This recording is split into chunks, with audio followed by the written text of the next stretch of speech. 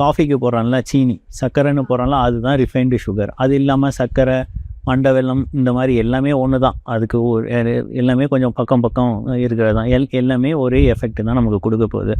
இது மாதிரி அதிகமாக கன்சியூம் பண்ணும்போது ஸ்வீட் அதிகமாக கன்சியூம் பண்ணும்போது ஏன்னா ஸ்வீட்டில் இதே சுகர் தான் போடுறாங்க.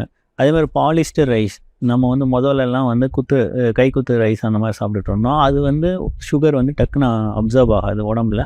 இப்போ வந்து பாலிஸ்டர் ரைஸ் உடனே சுகர் வந்து டக்குன்னு ஏறும்.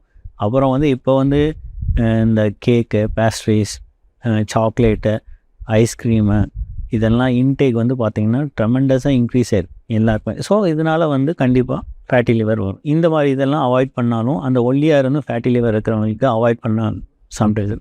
இன்னொன்று வந்து ஃபிசிக்கல் ஆக்டிவிட்டின்னு சொல்லுவோம். எக்ஸசைஸ் ஆல்சோ அந்த வந்து உடம்புல இருக்க ஃபேட்டு கம்மியாகணுன்னா நம்ம எக்ஸசைஸ் பண்ணால் அது பேர்ன் ஆகும். அப்போ வந்து அதுவும் குறையும். ஸோ இந்த மாதிரி மாடிஃபிகேஷன் இதெல்லாம் சரி வரலைன்னா நம்ம மெடிக்கேஷன்ஸ்க்கும் போகணும்.